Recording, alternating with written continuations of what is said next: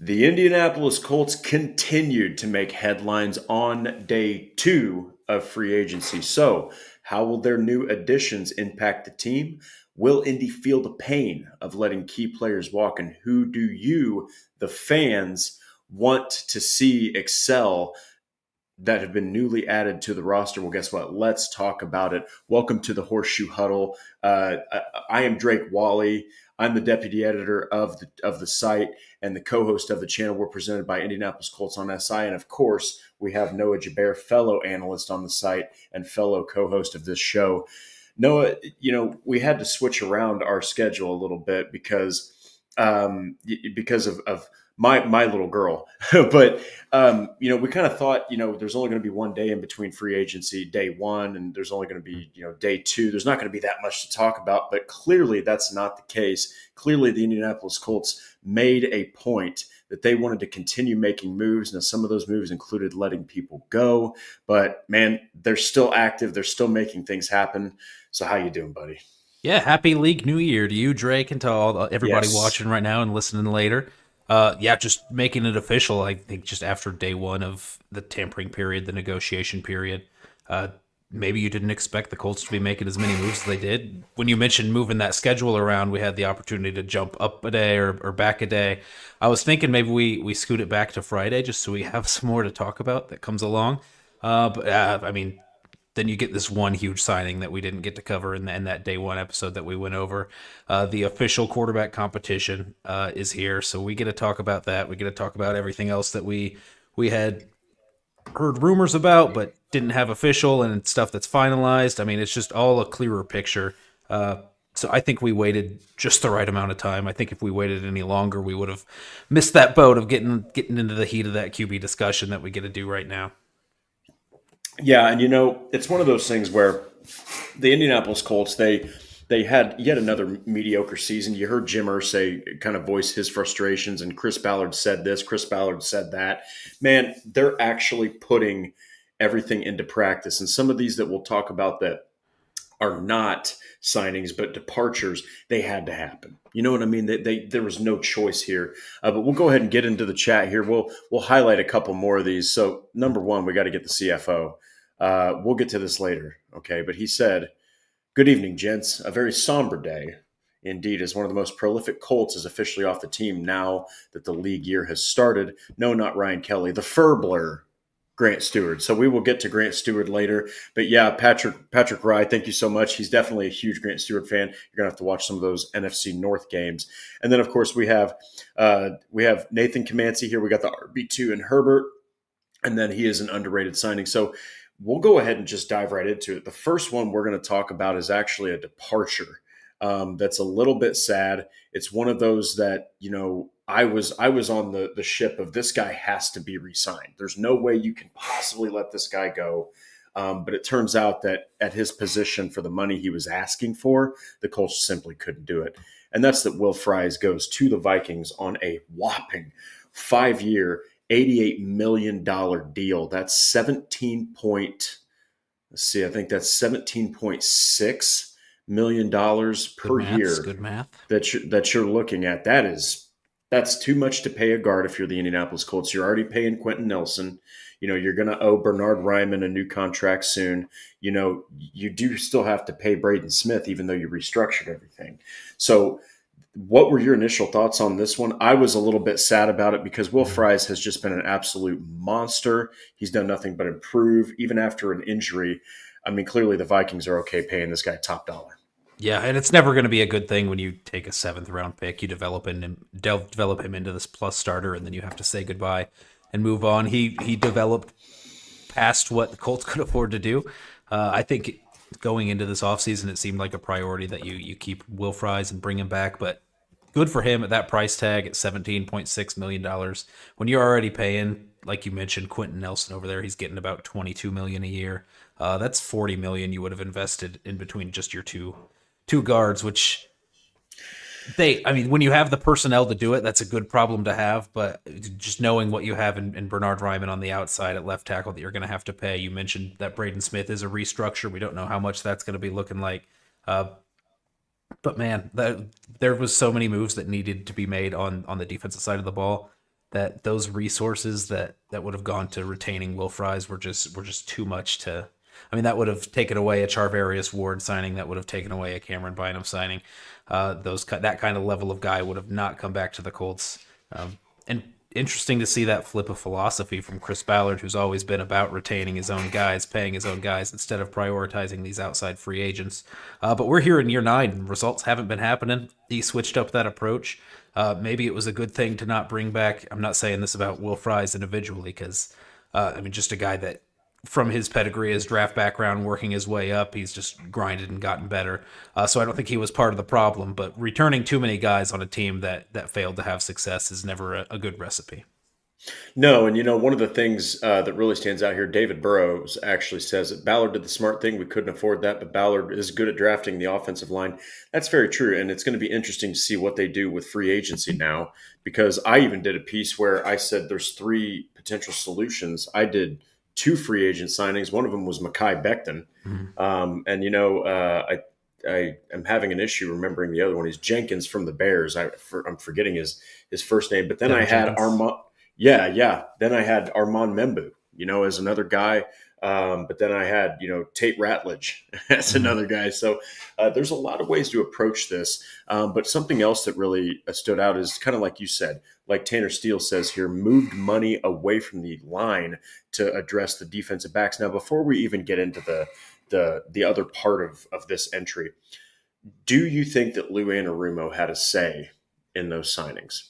I mean, yeah, obviously he's going to come in. He's going to. In free agency, your options aren't always great, right? Like you're only picking from the guys that other teams weren't re-signing, so you're already picking from a littler bucket than you normally would. Like, say, the draft, when you have all these draft eligible prospects, you have all these skill sets to choose from.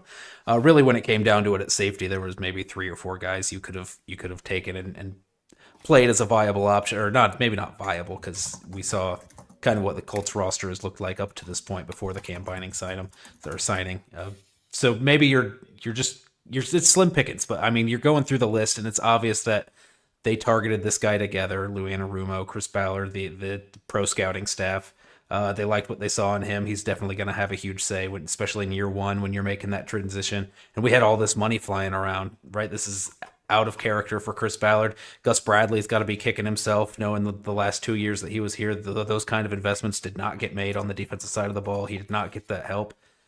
Maybe the scheme's a little bit simpler with Gus Bradley, but still, like, you need horses to run it, right? And I don't think he got the help that he needed, and certainly didn't get the help and the investment that Chris Ballard's given Lou Anarumo to this point. Yeah, and at the end of the day, I think that Lou Anarumo's influence is very apparent. I think that he came in and he said, we need some guys. We need guys to get signed. We need veteran players. Cam Bynum played 4 years. Charvarius Ford's played. He's been to 3 Super Bowls. I think he's playoff won games. Yeah, the guy's got a Super Bowl ring. I think he's got a couple, if I'm not mistaken. So you're talking about a guy who understands how to win, and then another guy who understands how to play multiple positions and be all over the field. But the other part of this right here is we do have to touch on it. I think we already touched on the previous episode, but they did lose Ryan Kelly as well. Yeah. So both of these guys now are going to be with Minnesota. Before we move on, how much do you think that improves Minnesota's offensive line? Because, dude, you're getting a guy who's been a 4-time Pro Bowler. He was just a Pro Bowler in 2023. And then you're getting one of the most promising guards. They played together. Now they're playing next to each other again. That sounds like a recipe for success. Do you think that they're going to excel with Minnesota? That's big. And I think normally when you're taken from a team that didn't have a ton of success, you're grabbing 2 guys from a team that went 8-9 and had a super disappointing season. You're not going to be all that jazzed up about it. But the Colts offensive line was last year and has been the last few years a really good unit. So that's not bad to grab guys from that unit. Maybe Will Fries and Ryan Kelly aren't the top 1 or 2 on the unit, with Bernard Ryman and Quentin Nelson obviously taking that spot. Simultaneously a big hit to the Colts and a big boon here for the Vikings. Yeah. And so what we have to do now is we got to get to one of these re-signings. Mm-hmm. So we had a couple. Now, they're not super exciting. They're not sexy or anything like that, but these are going to be very valuable. And that is bringing back Danny Pinter and Wesley French. So we can kind of dive into each one of these. Now, both of them are really centers. They both Yeah. kind of play center.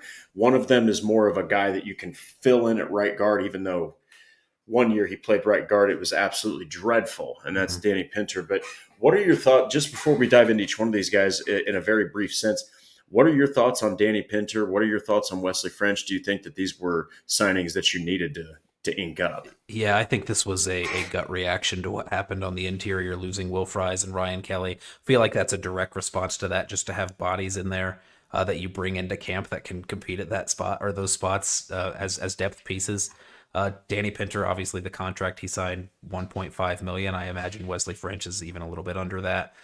Those aren't contracts that you're banking on being a productive or a big piece of your offensive line, or even that big of a weight in terms of filling in gaps when somebody goes down. I think this is maybe your offensive lineman 8 and 9 is kind of what you hope. But yeah, both guys similar. It's funny to see Ryan Kelly go, and then immediately they sign the other two free agent centers that they had on the roster. I think Wesley French also has some guard capability. Danny Pinter, we did see him play guard, and it was not great. But I think maybe if Bordolini's struggling or Gonsalves is struggling in terms of the right guard position or the center position, maybe Bordolini can be a guy that jumps over to right guard, and Pinter steps up into center. I mean, you just got some more options. That's all that you needed, right? I think going into, I've mentioned that in free agency, the goal of it is, in my mind, is to keep yourself from being pigeonholed going into the draft where you don't That's have to right. take these positions. That's kind of where you're at with Danny Pinter and Wesley French. I think keeping Danny Pinter and Wesley French means you don't have to invest that fifth or sixth that maybe you would have. I still expect them to make some additions on the offensive line and still expect them to be looking at offensive line in the draft, but it's you're not pigeonholing yourself, like I said.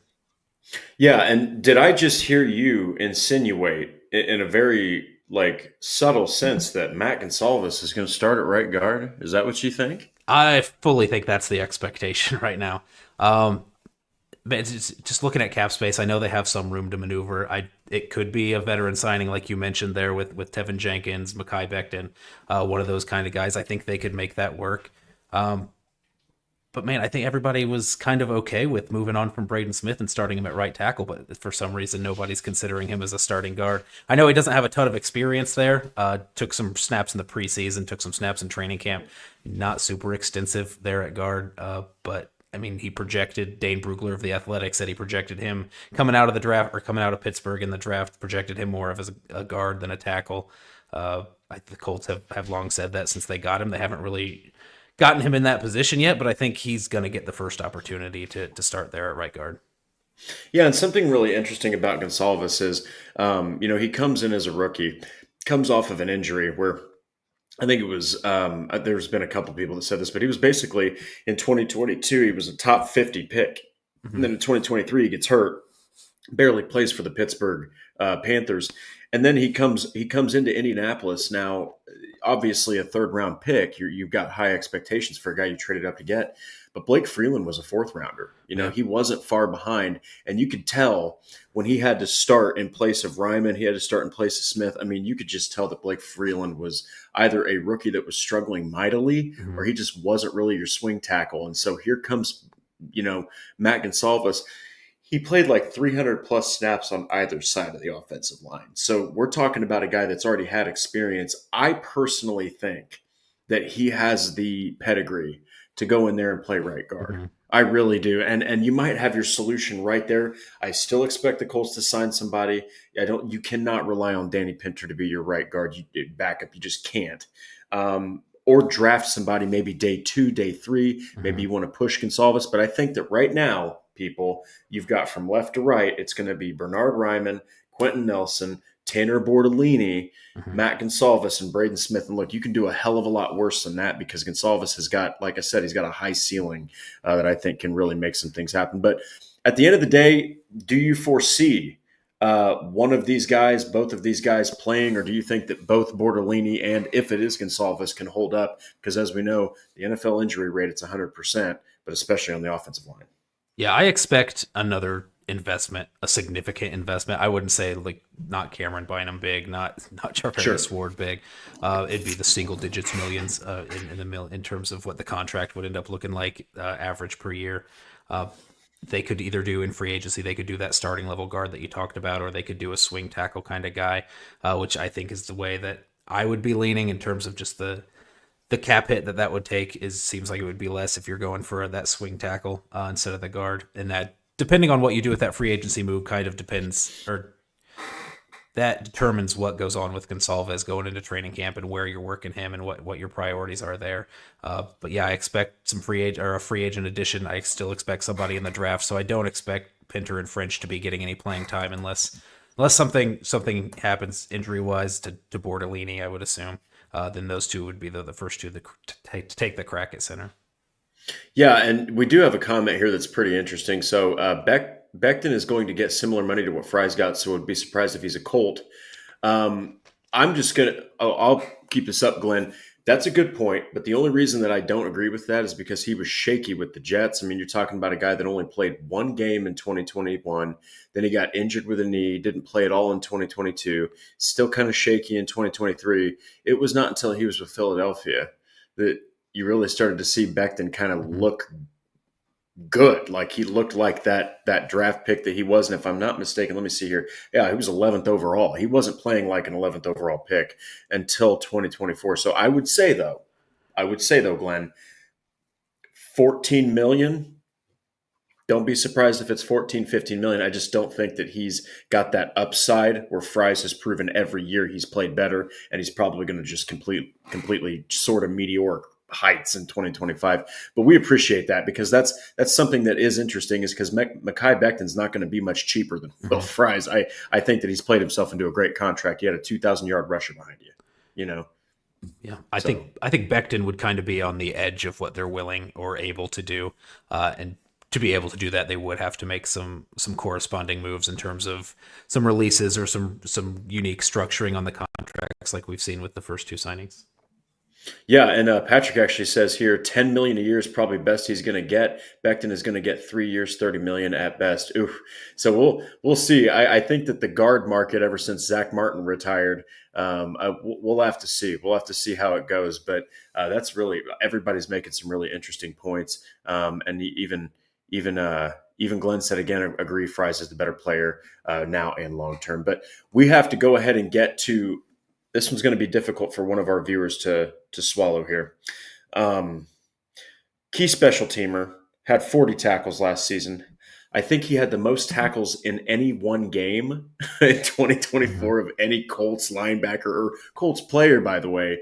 And that is the Fur Blur, the one and only, the Comet Trail. And that is Grant Stewart. Now, this one sucks because Grant Stewart doesn't play a lot of linebacker. He's not going to be this guy that's going to go out there and cover like a blanket, you know. But what he did do against what he did against the Dolphins was really something of poetry. The guy was just launching himself at ball carriers, and he's a guy that will chase down ball carriers. He's an absolute madman. Technique is kind of not his thing. It's way more of hustle. It's way more of just be where the ball's at, help out, you know, blow through blockers, open up holes for other players. What were your thoughts on this one? I personally wasn't a fan of this. I think that the Colts had to say goodbye to some of these special teamers because you can't just invest a crap ton of money in special teams, right? But what were your thoughts on this? I thought that they lost a solid depth linebacker here because he showed he's more than a special teamer last year. Yeah, I think played really well when he came into the one game that he really had extended playing time there on defense. Obviously, he's been great on special teams. You paid Ashton Doolin that $4 million a year deal this past year, or yesterday or 2 days ago. I'm getting losing track of time with the free agents that's been going on, all the buzz that's been coming on. I think I mentioned that even on Monday's episode, that after they pay that guaranteed or that contract to Ashton Doolin, maybe that makes the slice of pie for the special teams get a little bit smaller of what you could dole out. It sucks to lose a good special teamer. I kind of like it for the linebacker room because I think that you're not being fooled into thinking that he's going to be that full-time starter or your third linebacker, because I don't think he is that long-term. I think he filled in well, but I don't think you want him to be that number 3 linebacker going forward. So I still think they need to make an investment there and maybe given some money to Grant Stewart. I don't know what the contract numbers were on Stewart. I know it was 1 year, fully guaranteed. I don't know what the exact number was. At least at the time that we went live, that was not available for me to see yet. So correct me if I'm wrong in the chat. I know Patrick's probably watching that to see what that was, to see how mad he can get about the Colts for not retaining him at that price. But I think he would have been he would have been a good linebacker 4. But I think you've got some guys on the roster. I like Shagun Alubi as at linebacker 4. They like Cameron McGrone they brought back, who can fill that role, and both of those guys can play special teams as well. So I think they have some guys on the roster to fill that gap. Yeah, and Glenn actually makes a point. I mean, the special teams return and coverage units weren't that great, and they really weren't. I think that there was a lot to be left desired from the special teams unit last season and Brian Mason. But this one does hurt a little bit because you're losing depth. But that's a name. I love that you brought up Shagun Alubi. That's a name that people forget. Spot started last season against the Carolina Panthers, led the team in tackles in that game when Zaire couldn't play. You've seen what he can do, and he actually has some ability, athletically, and I think that that's going to play. And I think that you've got basically your Grant Stewart in Shagun Alubi. And so don't be surprised, though, if the Colts do kind of try to make some kind of move to get another linebacker, because there's nothing like having plenty of linebackers. And I remember mentioning this, that you've got basically right now, because EJ Speed, who knows what's happening with him? More than likely, he's not going to be a Colt. So right now you've got Zaire, who's your general. You've called him like the communicator, like the captain out there, the play caller. And then you've got Jalen Carlies, and that is basically it. Then you have to go to Shagun Alubi, and I don't think that you can honestly rely on him right now to be a linebacker 3. So the Colts right now have a couple of linebacker positions they could hypothetically address. So, but we'll go ahead and get to this next one. This next one, we're going to spend a lot of the episode, ladies and gentlemen, full disclosure.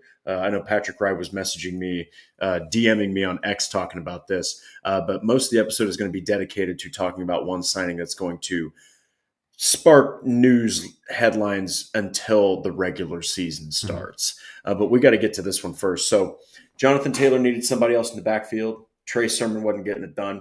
Tyler Goodson wasn't getting it done. How about Khalil Herbert? So Khalil Herbert's interesting. He looks and feels like he should be a receiving back, but he ain't. Yeah. He ain't a receiving back. He's caught like 53 balls in his entire career. 56 games, 53 or 56, 53. It was about the same number of games that he's played in as the same number of passes that he's caught. He is not the real deal as a pass catcher, but we'll get into his allure in this offense.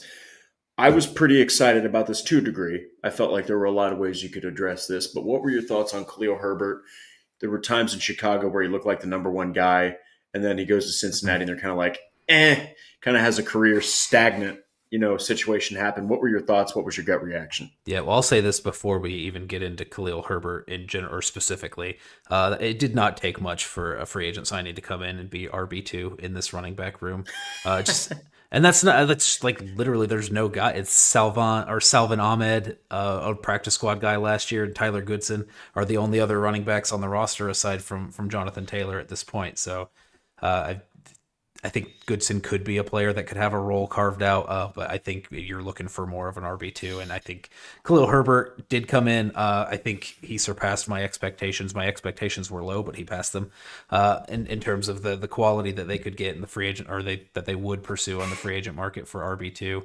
And a little bit of return specialist to his game in the past. I don't know if that makes a guy like Anthony Gould a little bit more expendable if you have some guys on the roster that have some experience. Just a guy that's versatile. I'd say he's probably an average pass catcher. I'd say he's probably an average pass blocker.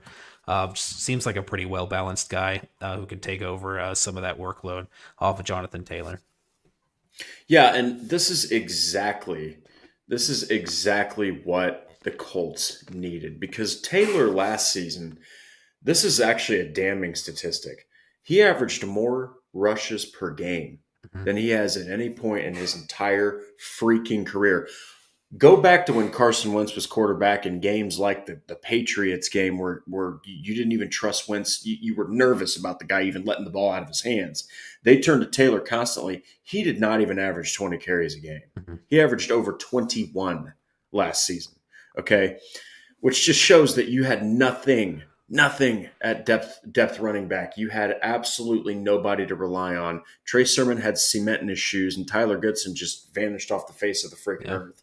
So I like what you said there. As soon as Khalil Herbert was signed, RB2, baby. Yeah. You're looking right there at RB2. My question is, what do you think that he's going to offer this offense? Because Jonathan Taylor is getting paid like a running back that needs 20 carries a game. Mhm. Okay, 19, 20 carries a game.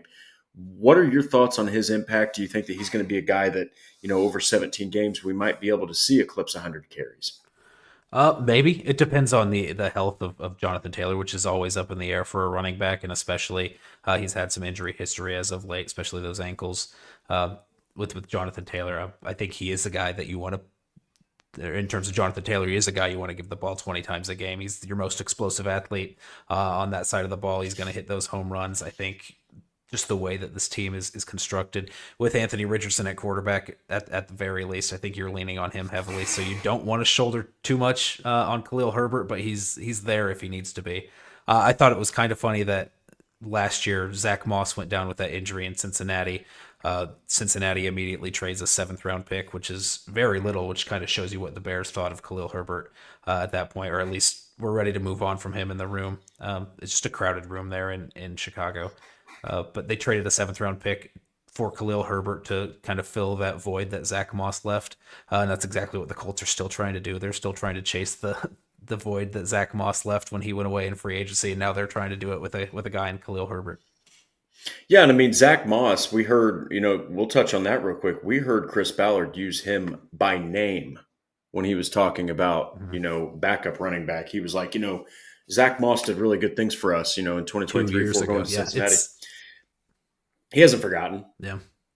And you're talking about 8 starts.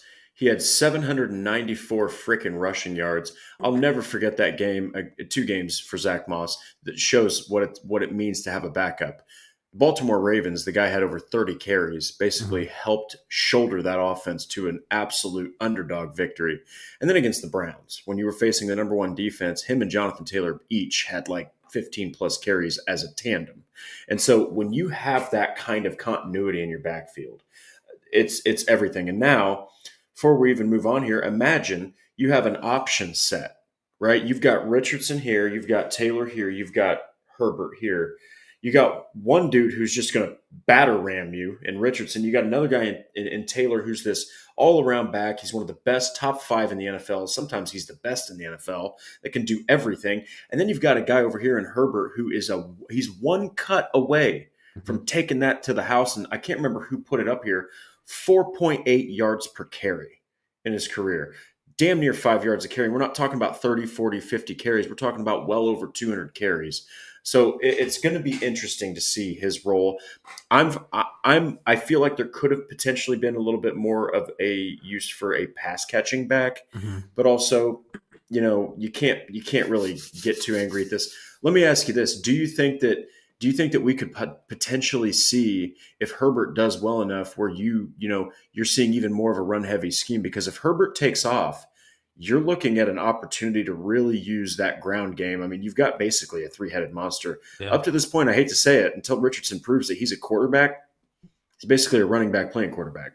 Yeah, I think kind of regardless of the production you're getting from Herbert or whatever running back you bring in, you're probably going to be leaning on a run-heavy game just because of the outlook of the quarterback position that we'll get into a little bit later in the show. But yeah, I think he's productive. I think it was super valuable to add somebody who's had proven production running the ball in the NFL.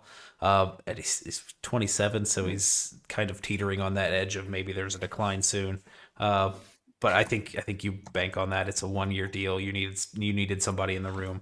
There's been a lot of discussion I saw about, or questions about whether they should take a running back in the draft after the signing, or if whether or not that's still a priority. I'll say this every time they make a signing: don't pigeonhole yourself. This helps right there. Like, you can go into the season with Tyler Goodson as your RB3, Khalil Herbert as your RB2, and it would be okay. Before the signing, it would not it would not have been okay. But yeah, I still think there's opportunity there for an addition or two to the room before you head into training camp, and I think that can come in the form of a probably a mid-round draft pick. Yeah, and that's going to be interesting to see what they do, because I did see a couple comments that this is probably one of the most loaded position groups I've seen in a draft. I mean, the running back, you could literally wait till round 5. You could still get a halfway decent running back. So we'll have to see. But now, ladies and gentlemen, the last half hour of this show is going to be dedicated to one of the he's a quarterback. Well, let's just say that he's a quarterback. The competition with Anthony Richardson, this is what we're going to talk about, is this competition, because it's going to be fierce. It's going to be everything that everybody talks about until September, baby. And that is the Colts finally got their backup, and his name is Mr. Daniel Jones. I noticed you said backup there, Drake. Yeah, currently he's a backup. 1 year, $14 million with the potential to make, I believe it's $17 million. That is an expensive as hell backup quarterback. I think Joey Flax, I think that he signed like an $8.5 million deal or something like that. And I remember people were like, well, that's quite expensive. You know, I know that the contract is a little irritating, but before we even get into that, gut reaction. What was your gut reaction when this happened? Yeah, I'll just say this about Daniel Jones. Of all the quarterbacks in the NFL, he is one of them. And that's pretty much all it comes down to. I think you had to get a guy. I have some opinions on, like, for Chris Ballard, I think he had to make a move like this. And you're obviously not going to like it. I know $14 million cap hit kind of hamstrings you a little bit, but that's just kind of the cost of what a quarterback is. It's going around the most expensive backup in the NFL, but we don't know if he's a backup. They've been preaching open competition. Maybe they're a little bit more open to that than what we've been reading into the tea leaves of what Chris Ballard has been saying. I think he's a guy.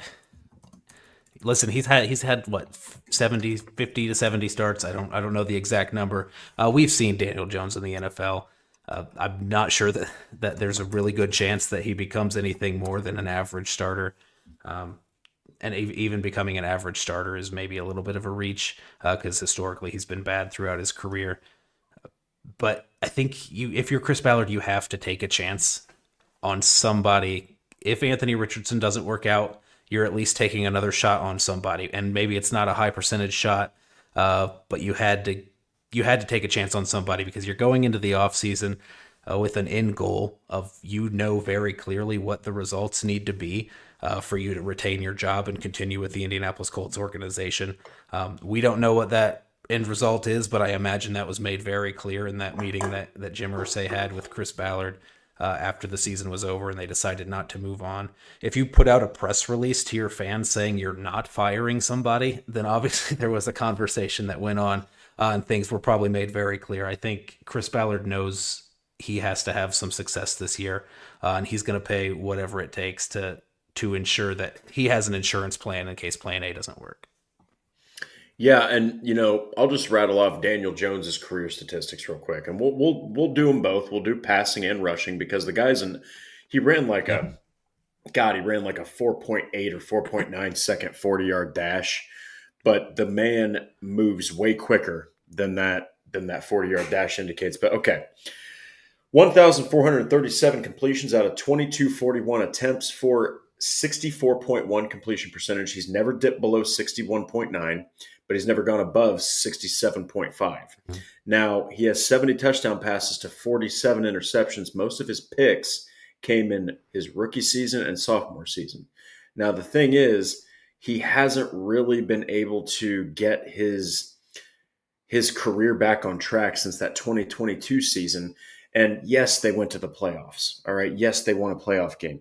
But Daniel Jones, which I don't know how the hell he ever got the name Danny Dimes, but Daniel Jones had 15 touchdown passes that season in 17 games, and he threw 5 interceptions, which that's great and all, but he barely threw he barely threw touchdowns. But then you get to his rushing statistics; they're a little bit more promising. You're talking about over 2,000 yards rushing, 15 touchdown runs. He had 7 in that year. He had 708 rushing yards in 2022. Brian Dable had him operating within the system, and that's key. That's what you need to have with Daniel Jones. If this guy ends up starting, he just needs to operate within your system. Okay. He doesn't need to be asked, because God forbid you ask this guy to do too much. I still go back to when I can't remember who he was playing, but he was a quarterback run. Dude's running down the field. No one's even in the camera shot. Okay. He's going to score a touchdown and he just trips over his own feet and falls right on his face. That is a microcosm of Daniel Jones's entire NFL career. So before we even continue talking so much positivity about Daniel Jones, we got to get to the super chat. Truett, legend, thank you so much for super chat of the night. Here's to you. And now back to talking positivity about Daniel Jones. In fact, right here we have Glenn Bass coming in with a heater. So we got 4.73 seconds at the combine, but agree he's a great runner. He's also a really big dude, similar to AR. We're talking 6'5", 230, 240 pounds. Danny Dimes is huge, but it's one of those things where I'm okay with this signing because Daniel Jones, he's going to push Anthony Richardson. He's going to do what he can to also help him, though.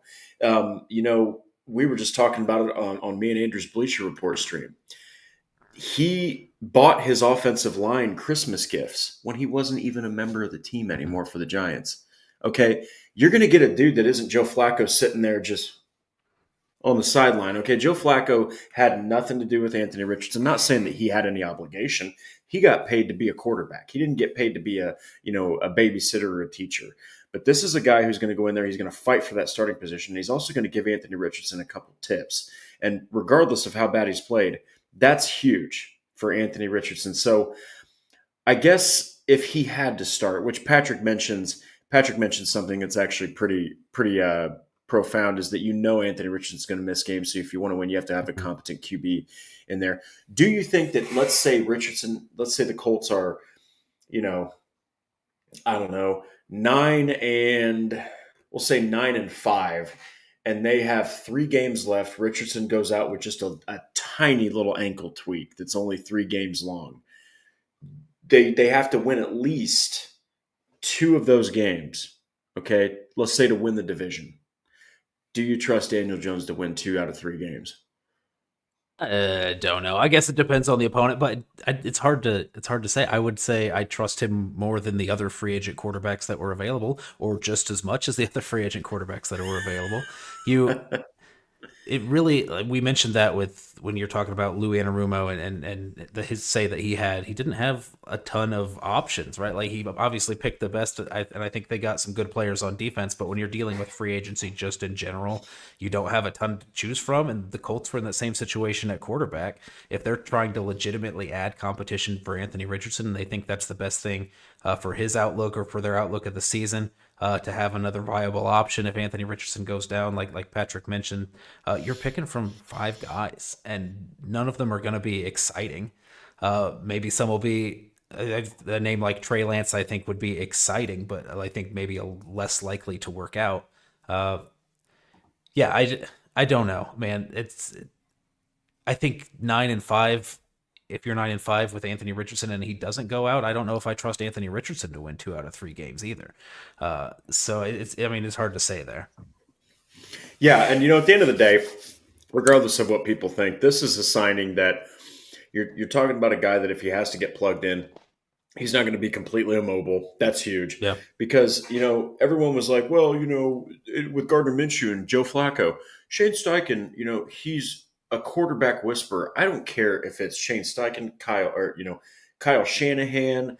I don't care what kind of QB whisperer you've got out there. When you go from a guy that is the most athletically gifted quarterback ever tested, and you switch over to a pocket passer who is aged like a wine that wasn't fine, okay, it's one of those things where you do have to change up a lot. And guess what? Now you just blitz. You blitz, because that quarterback ain't going to be able to move. So this is going to be a guy that if he has to play, you don't have to change your entire playbook. But now we got to get to the last piece of this show, and it's going to take up pretty much the rest of it. And that is the Jones versus Richardson competition. So right out of the gate, what are your thoughts on do you think that this signing, because it's not just who it is, Yeah. it's the money they're paying this man. They're telling Richardson, we're giving Danny Dimes almost all of this contract, by the way, guaranteed. It's like damn near the whole thing is guaranteed. It's like, oh, just a hair over 13 million of this is guaranteed money out of the 14 million with incentives to go up to like 17 million. Mm-hmm.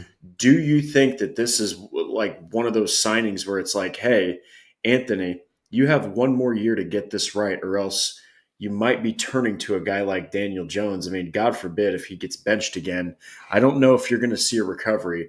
What are your thoughts on the QB competition and just overall feel on what we might be able to experience here? Yeah, I think in training camp, the competition's going to be hard to gauge because their games are so different. I think Jones is generally an accurate quarterback. I think what really comes down to his miscues in the NFL have mostly been mental and the decision making side of things. I think you're working in training camp where maybe you're giving them simpler reads, asking them to make accurate throws. I think Jones is going to be far and away the leader when it comes to that, and it's going to be hard to parse through.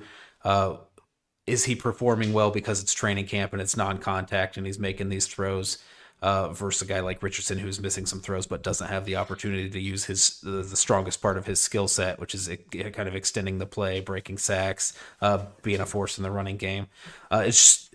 The competition itself is interesting. I think that'll bleed a lot more into preseason.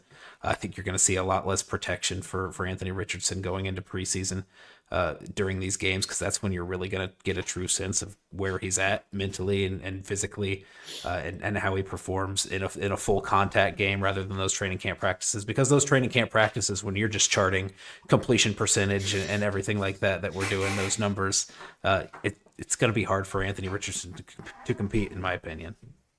Yeah, and they also, you got to be really careful, like with the 7-on-7s and like, the 11-on-11s. I mean, yeah, it's important to track your accuracy, but this is a really interesting competition because, you take Richardson fourth overall, you take him against the grain, and a lot of people were saying, hey, this guy should have stayed an extra year in college. And he comes to the NFL, and I'm looking at his numbers right now. So last year, 3 touchdown passes, 1 interception. Okay, I think, let me pull it up here.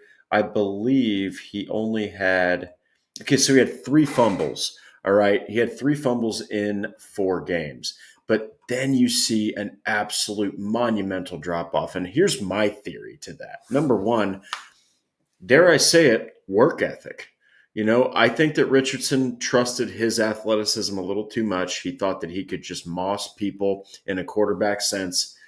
There's guys that are the same size as him, you know what I mean, that are rushing the passer. And I think that Richardson realized you have to do more as a quarterback. The benching really did help him a lot. But you're talking about 126 out of 264 completions for a 47.7% completion percentage. 8 touchdowns to 12 interceptions. But what really sticks out to him, or in my opinion about him, is when you talk about the running, in 11 games, he fumbled that football 9 times. I mean, he only had 2 less rushing touchdowns than passing touchdowns in an 11-game sample size. So I think that right now Richardson is being looked at by the Colts like a guy that absolutely is not on the level that he needs to be. I mean, you heard Chris Ballard say it. This is a guy that hasn't started 17 games. He needs to prove to us that he can start 17 games. That's why you saw Daniel Jones get this massive contract. Like you said, he's going to be one of the highest paid, if not the highest paid, backup quarterback. So do you think that this is something Anthony Richardson can rise above? Because I think if Richardson can't beat out Daniel Jones for a quarterback competition, then he sure as hell wasn't the guy, because this is a guy that if J.J. McCarthy would have been healthy and hypothetically Sam Darnold's the backup and they somehow bring in Daniel Jones, he's the QB3 in that room. So what are your thoughts? Do you think that if Richardson, they announce, week one, we're starting Daniel Jones over Anthony Richardson, what are your thoughts about Richardson's future? Yeah, I think there's still time. I don't know. Maybe that if he's just announced the outright starter week one, I think that's a really bad look. I think it'll depend on if health is not an issue, and all things are level and they're ready to go into the season with Daniel Jones. Then yeah, I think one more benching is pretty much all that Anthony Richardson's Colts career can take. But yeah, just going back to Daniel Jones, I think by all accounts, a really solid professional. Locker room loves him.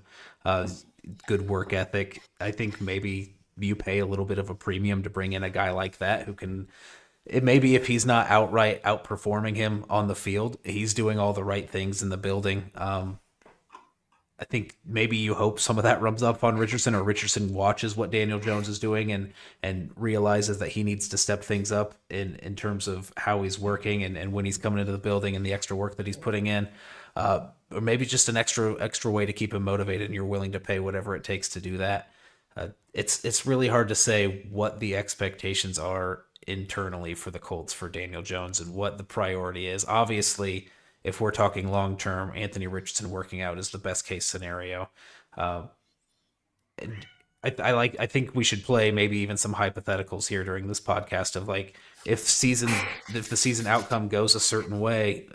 How do you make the decision on where to go with Anthony Richardson and Daniel Jones? Because it's hard to imagine after the career that Daniel Jones has had to this point, him turning it around enough to be that guy that New York paid him to be previously, right? I think that's a little bit difficult to imagine, and it's maybe more likely that Richardson's able to turn it around and be that franchise guy. But we've seen it with guys in the past: Baker Mayfield, Geno Smith, Sam Darnold. I guess recently this past year.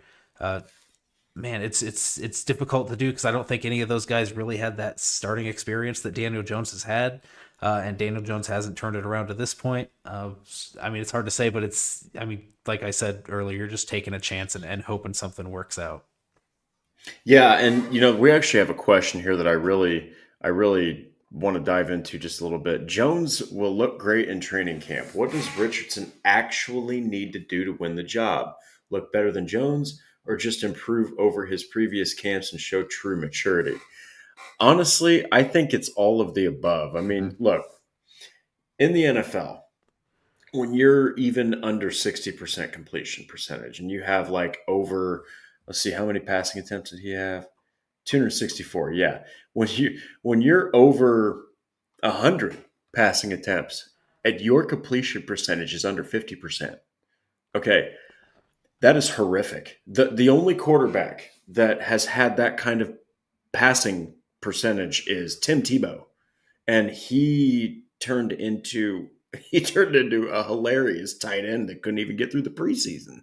So it's one of those things where Richardson has to show he's mature enough for this job, and I think that he's doing that working with Chris Hess and Will Hewitt. He has to show more accuracy because you don't get paid as a quarterback in the NFL to run the damn ball. Okay, you do to a degree, but you got a guy like Lamar Jackson out there that can run the ball. He can run the crap out of the ball. So can Josh Allen, so can Jalen Hurts and others, and they're completing over 60% of their passes. If you're in the low 60s, that's considered type of territory. You're under 50%.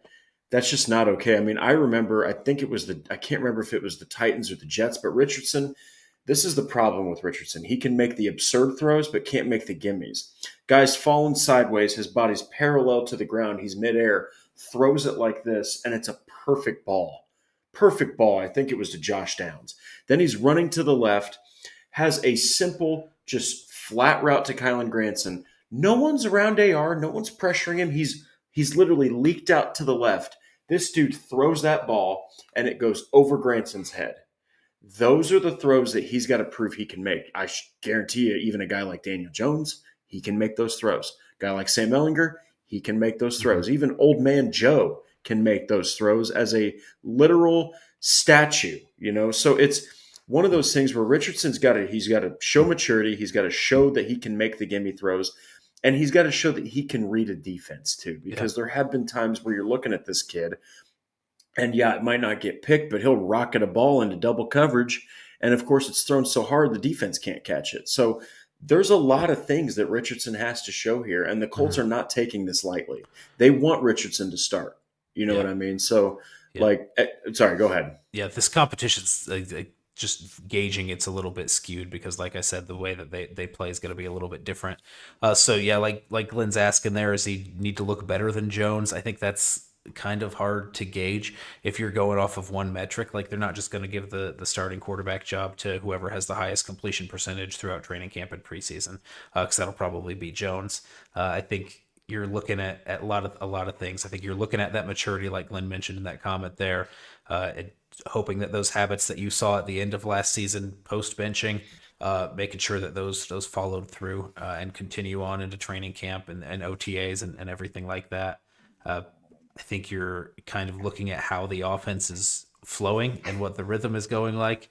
I think chemistry with receivers is going to be big. I maybe Daniel Jones is the quarterback that comes in and unlocks that potential of AD Mitchell, and they have that connection, and maybe that's something that kind of sways where the competition is going. A guy that can get the most out of your receiving core. Um, Man, there's just going to be a lot of things that are going into it. Too many variables to like say one metric. Like he looked better than him because of this. There's definitely going to be ways that Anthony Richardson looks better than Daniel Jones. He's going to throw it with more velocity. He's going to be more willing to take the deep shots to Alec Pierce. I think Alec Pierce is going to be a guy that's going to prefer a guy like Anthony Richardson over Daniel Jones. So I mean, it's gonna take a lot of deliberation. I think it's gonna be genuinely an open and close competition, which is maybe saying something sad about the future outlook for Anthony Richardson. If I mean you're bringing in Daniel Jones who has experience. Everybody's just kind of making this joke like if you're getting beat out by Daniel Jones, then you were always a bust to begin with, which I think in a sense is true. But also, I mean, Daniel Jones has been an NFL quarterback, and you've got to beat him out. Yeah, and this is an interesting one. This is something about Daniel Jones that is very true. First off, before I even get to this comment, the New York Giants are they're a hapless organization. All right, they've basically been a hapless organization up to this point, and they really did give Daniel Jones Saquon. Okay, they gave him Evan Ingram. Okay, really didn't give him much else. They invested a lot in that defense. It's tough to have stellar pocket awareness when you're getting sacked Mhm. almost 3 times a game and getting pressured every play. Welcome to the career of Daniel Jones in the Meadowlands. That was Daniel Jones. And I know that there's quarterbacks out there that have taken ragtag groups of teams and they've done their thing. Daniel Jones is not that guy, man. You got to protect your QB. And then the other one here is we just have to address this because people have brought it up. Where does Jason Bean Yeah. fit into the QB battles? He doesn't. You Ouch. wouldn't you would not have brought in Daniel Jones if you felt like Jason Bean could compete. The thing about Jason Bean is they've got him on the depth chart as a QB/WR. Yeah. So he's fast enough to be a wide receiver, talented enough to play wide receiver, but he's also playing quarterback. It's one of those things where I know that the Bean machine, I think, is what people were saying in the preseason. Could be another Sam Ellinger, but since it was brought up, what are your thoughts on Jason Bean? Do you think that he is in this conversation? Because keep in mind, Sam Ellinger is a free agent, has not been re-signed. So right now, the Colts do have four quarterbacks on the roster. Yeah, I think he's not part of this conversation, but I think he is worth having a conversation about. I think just with the uncertainty you have going forward at quarterback, I don't think Jason Bean's really ever going to be the answer of that guy. And that the quarterback three rule that was going around before or during training camp that didn't officially pass, which meant you could have called a practice squad quarterback to be on your active roster. That didn't go through, so the Colts were keeping Sam Ellinger on their active roster as a third quarterback. I guess it depends on what happens with that rule, whether the Colts are going to keep three quarterbacks or not. But I think that's exactly where Jason Beat fits in the conversation. Is he's competing to be on the roster as a QB3 at this point. Yeah, I absolutely agree with that. So yeah, and I mean, there's a whole slew of people talking about this, but we do have to get to another super chat from the one and only Mark Hoke. Thank you so much. If it's hokey, please let me know. I apologize if I pronounce the E a little too soft. Would still rather go after Will Howard or Riley Leonard in rounds 4 through 6. I put Will Howard as a potential quarterback draft option. Hmm. I did. I did. I know his combine was rough. There's been a few quarterbacks that have worked out in the NFL that have not had the greatest combines. And there's also been quarterbacks that have had these immaculate, like chef's kiss combines. Zach Wilson. He had everybody floored, couldn't read a defense to save his life, looked like Johnny Manziel. So Riley Leonard might not even get drafted to like the 7th round. But what are your thoughts on either one of these guys? I know that you are I see DSG Goodbar right after that. I'm more Tyler Shook than Howard or Leonard. Yeah. So, we're talking about draft quarterbacks here. And I know that one bold prediction that Noah had was a day 2 quarterback draft pick. Do you, no, two-parter. Do you still think that's possible after the Jones signing? And out of Howard, Leonard, or Shook, who do you think would be the most alluring option to potentially bring in if you don't have Sam Ellinger anymore? I think the math's changed a little bit just with the Daniel Jones conversation there. I don't think day 2, day 3 quarterback is in the cards at this point. So maybe that will finally admit fault on one of the bold predictions already this early in the offseason.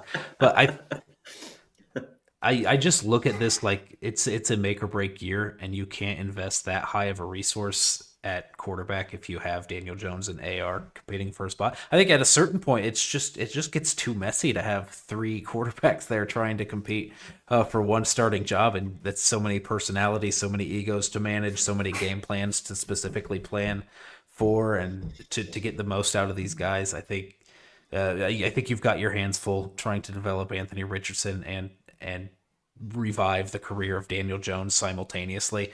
I think that's a lot to handle already. But yeah, I mean, it's a late day 3 kind of pick like Howard or Leonard. I think could be an option. But even then, I think that's a lot to handle. You're still unsure about the future of the position. So I think it always kind of is appealing to take a shot on a quarterback late in the draft and just hope you get lucky with that guy. But in terms of Chris Ballard's outlook, he's not going to get lucky immediately with that guy. You're not going to get a round 5 through 7 quarterback coming in that immediately wins the job over Anthony Richardson and Daniel Jones. So in terms of Ballard's interests for his future, I don't think it's necessarily it doesn't help his chances of retaining his job, I think, if they draft a quarterback at this point. Right now, the quarterback position is completely locked between Daniel Jones and Anthony Richardson. That's where the competition is. But I'm telling you, if they don't keep Sam Ellinger, maybe they draft a day 3 guy right at the ass end of the draft. I still think that there are so many holes on the roster that you're going to use all 7 plus picks or whatever. Or if you trade for Trey Hendrickson, maybe you have like 5 or 6. But they still need defensive line depth. They still need defensive backfield depth, safety and corner. You probably still need more on the offensive line. You need a tight end. You probably could use a 3rd running back that's not named Tyler Goodson. Maybe it is Tyler Goodson. Who knows? But there's so many things that they have to address in the NFL draft. You know what I mean? So, but guys, let me make sure so many comments, and we somehow are already at an hour. But I'll go ahead and ask you this, Noah.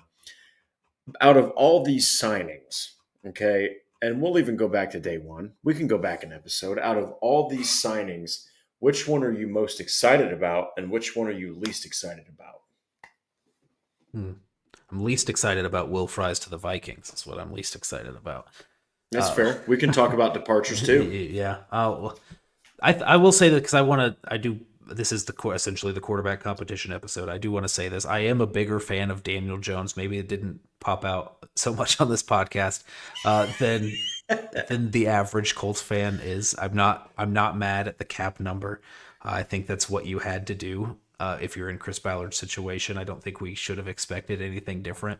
I don't think he should have, because people are worried about, if he's the guy and then you're just average and it's hard to get the next guy. Chris Ballard's not worried about who the next guy is. or what the next year's draft pick is going to be. He needs to win now. So I think you go out and you get the best shot at that. And you kind of pay whatever it takes. Yeah, so I would say I'm higher on Daniel Jones than most people. I'm okay with the signing. I know Patrick's in the same boat.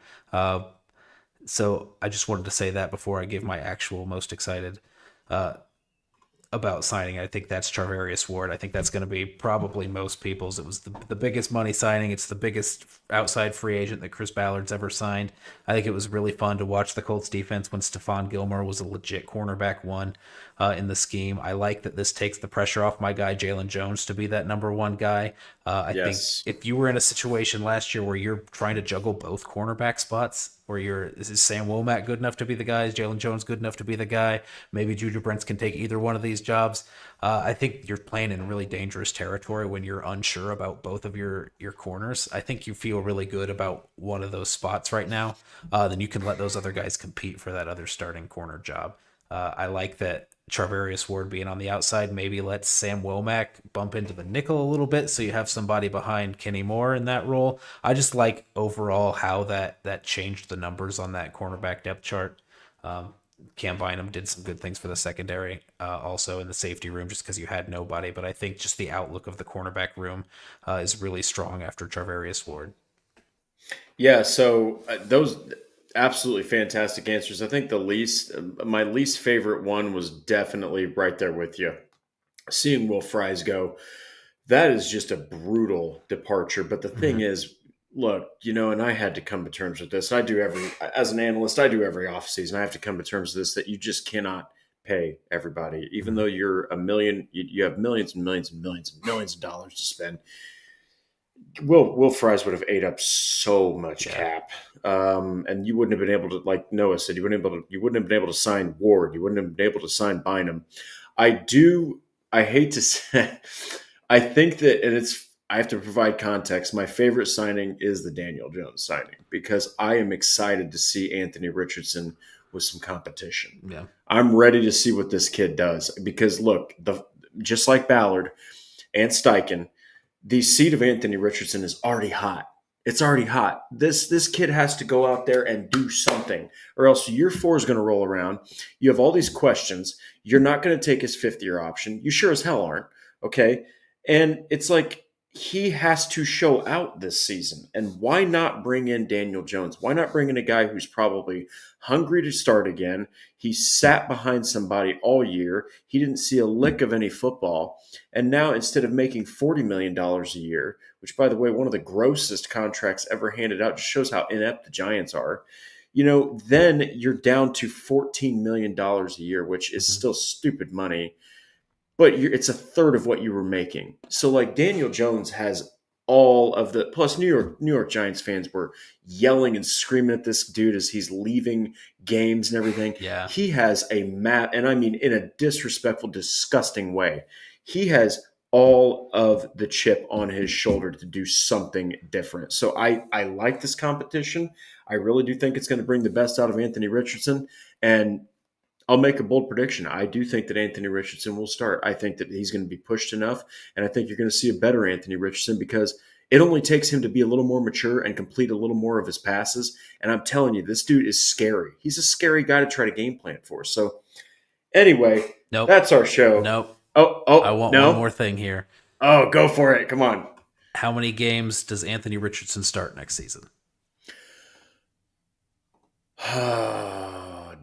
Damn it, Noah.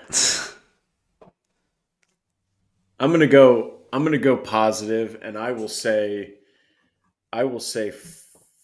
15.